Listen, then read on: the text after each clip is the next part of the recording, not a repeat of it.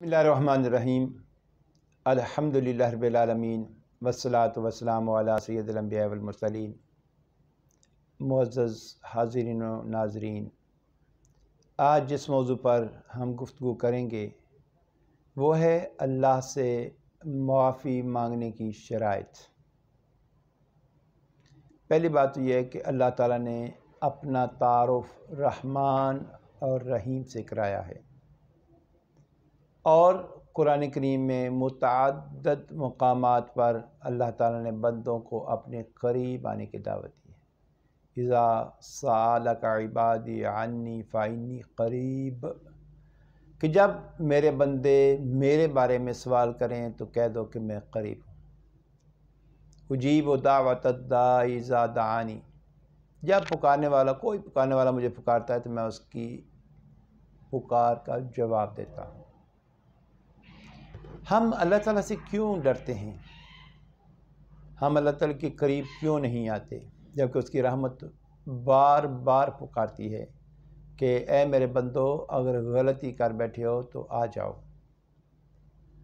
یہاں افراط و تفریط ہے۔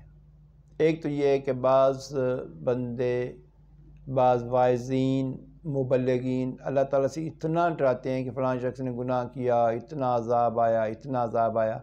وہ کئی دفعہ بندہ سوچتا ہے کہ میں تو گناہ گار ہوں، میری تو بخشش ہونی نہیں، اس لیے پتہ نہیں جو بھی ہے چلو اور گناہ کر لوں، بخشش تو ہونی نہیں۔ اور بعض اللہ تعالیٰ کی رحمت کو اس کی تشریح اس انداز میں کرتے ہیں کہ ایک چھوٹا سا عمل بتاتے ہیں، جس نے یہ عمل کیا اس کے 70 سال کے گناہ معاف ہو گئے، جس نے یہ عمل کیا اس کی بخشش یقینی ہوگی، جس نے یہ عمل کیا اس کو 70 شہیدوں کا ثواب ملے گا، لیکن مکمل بات نہیں بتاتے۔ دین کو جب تک مکمل سمجھا نہ جائے، اس لیے اس کی ایک جزئی کو لے کر، اس کی کسی ایک ایشو کو لے کے بات کی جائے تو اس سے بات مکمل نہیں ہوتی۔ مثلا من قال لا الہ الا اللہ داخل الجنہ، جسے پاک جس نے لا الہ الا اللہ کہہ دیا جنت میں داخل ہو گیا۔ اب کسی شخص نے حدیث سن لی، بس سارے کو بتاتا پھرے اس حدیث میں تو یہ بھی آگے نہیں ہے محمد رسول اللہ، یعنی لا الہ الا اللہ کہہ دیا، محمد رسول اللہ نہیں کہا، نہ نماز پڑھی، نہ روزہ رکھا، نہ کسی حقوق العباد میں سے حق کو ادا کیا، تو پھر جنت میں داخل ہو گیا۔ تو یہ بعض کا کسی شخص کے سوال کے جواب میں بات کی جاتی تھی سمجھانے کے لیے۔ جیسے ایک بڑی آسان سی مثال ہے کہ کسی اچھے ادارے میں آپ بچے کو داخل کرانے جاتے ہیں، وہ کہتے ہیں جی اس ادارے میں بچے کو داخل کرا دیں، سمجھیں آپ کا بچہ بہت کامیاب ہو گیا جی۔ جیسے ہم کہتے ہیں میڈیکل میں داخلہ مل گیا جی، بچہ ڈاکٹر بن گیا ماشاءاللہ۔ اب بچہ امتحان نہیں دے گا، محنت نہیں کرے گا، 5 سال کا پروسیس ہے، اگر وہ پورا نہیں کرے گا تو کیا وہ ڈاکٹر بن جائے گا؟ ایسے دین میں جو بات کی جاتی ہے اس کا ایک پیچھے پس منظر ہوتا ہے۔ تو یہاں یہ ذہن میں رکھیں کہ جتنی بھی ترغیب والی حدیث ہیں جن میں اللہ تعالیٰ نے اپنے قریب آنے کی بات کی، گناہ کی معافی کی بات کی، یقیناً ٹھیک ہیں۔ آقا دو جہاں علیہ السلام نے گناہ کی معافی کے حوالے سے بندوں کو بتایا، لیکن اس میں یہ ذہن میں رکھیں کہ اللہ تعالیٰ عدل فرمانے والا بھی ہے، فضل فرمانے والا بھی ہے، ایک نظام ہے۔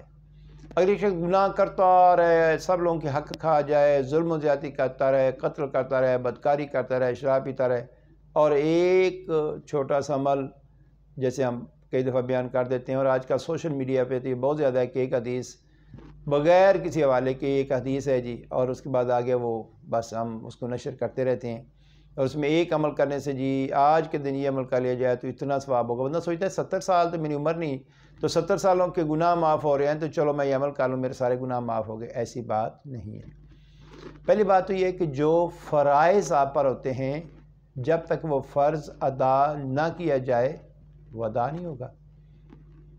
ہاں ایک بات یہ ہے کہ اللہ تعالیٰ کی رحمت بے حد و حساب ہے، وہ چاہے تو اپنا حق معاف فرما دے۔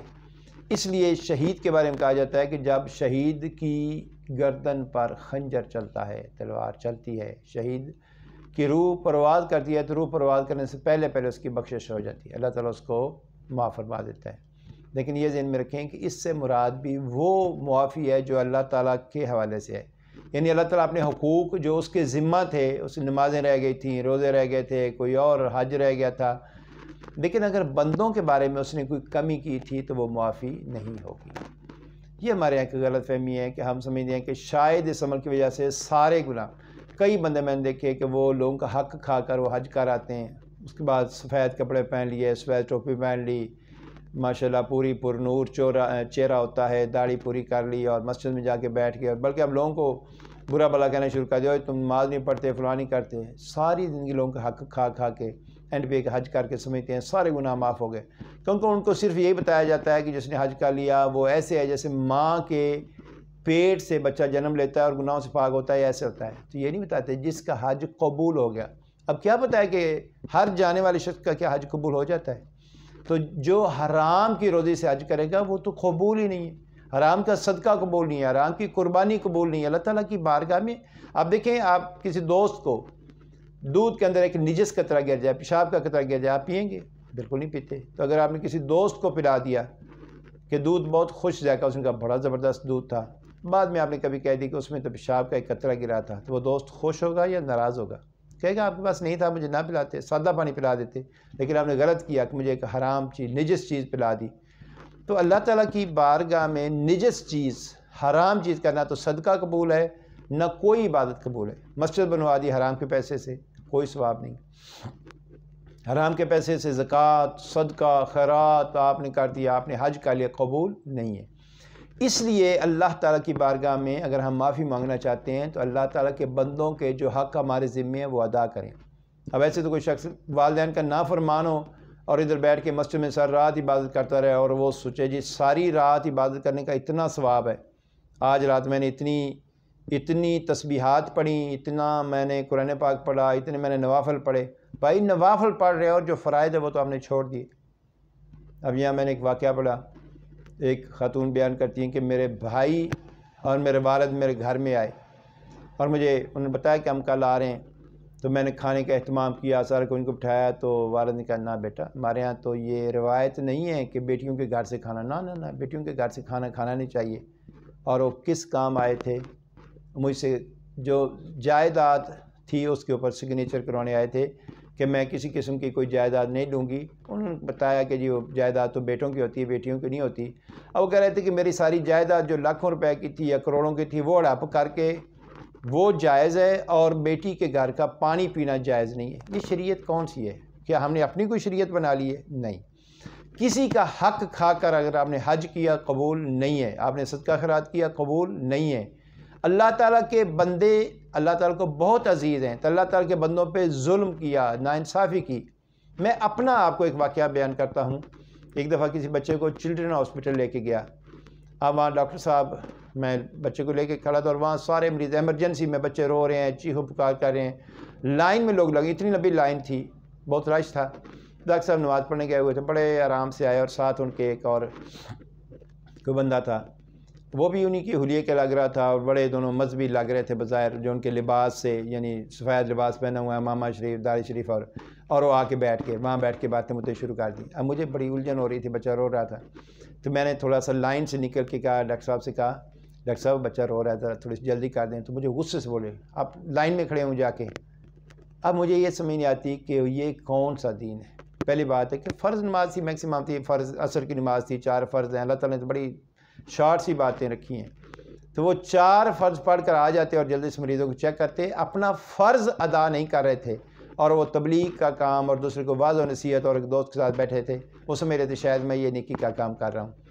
ایسی تبلیغ، ایسی واضح و نصیحت، ایسا صدقہ خیرات جو نفل میں آتا ہو، کئی لوگ ہیں وہ دفتر کی ڈیوٹی ہوتی ہے وہ چھوڑ کر وہ کوئی سمجھتے ہیں میں کوئی کار خیر کے کام میں چلو، تبلیغ پہ چلے گئے۔ کوئی دوست ہے وہ رمضان شریف میں ڈیوٹی نہیں کر رہے اور وہ سمجھ رہے ہیں جی میں اعتکاف کر رہا ہوں 10 دن آپ بھائی اعتکاف کریں گے اور ادھر لوگ پریشان ہوں گے۔ بینک میں ایک بندہ کام کرتا ہے، آج وہ نہیں آیا، لوگوں کو سیلریز نہیں ملی، لوگوں کے چیک کیش نہیں ہوا، اور وہ بیٹھ کے ادھر جا کے کہیں بیٹھ کے عبادت کر رہا ہے۔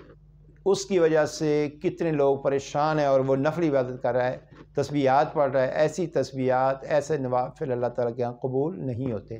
جب آپ فرائض ترک کر رہے ہوں، حقوق اللہ تعالیٰ چاہے یعنی اپنے حقوق تو معاف فرما دے، مالک ہے، لیکن حقوق العباد جب تک وہ بندے معاف نہیں کریں گے نہیں ہوگا۔ والدین کا نافرمان ہو اور وہ چاہے کہ جی میں کوئی نوافل پڑھتا رہوں، اپنے ہمسائے کو تنگ کرنے والا، کسی کا رزق کھانے والا، سود خور شخص، اور لوگ بجلی چوری کر کے اے سی لگا کے مزے سے سو جاتے ہیں، کہتے ہیں جی روزہ بڑا مزے سے رکھا ہوا ہے۔ جی اللہ کے بندے، اے سی میں بجلی چوری کی اور اس کے اندر آپ جو ہے بڑے مزے سوچ کے روزہ رکھا ہوا ہے، تو اس کا کیا فائدہ؟ اس طریقے سے حرام مال کھا کے اور مسجد بنوا دی، سمجھتے ہیں ہم نے بڑی نیکی کی، ایسی نیکی اللہ تعالیٰ کے ہاں قبول نہیں ہوتی۔ اللہ تعالیٰ رحیم ضرور ہے، غفور الرحیم ہے، بہت رحم فرمانے والا ہے، لیکن اپنے حق کو معاف فرما دیتا ہے، لیکن بندوں کے جب تک حقوق ادا نہ کیے جائیں وہ معاف نہیں فرماتا۔ اللہ تعالیٰ کی بارگاہ میں دعا ہے کہ اللہ تعالیٰ ہمیں دین اسلام کو صحیح سمجھنے اور اس پر عمل کرنے کی توفیق عطا فرمائے۔ وما علینا الا البلاغ۔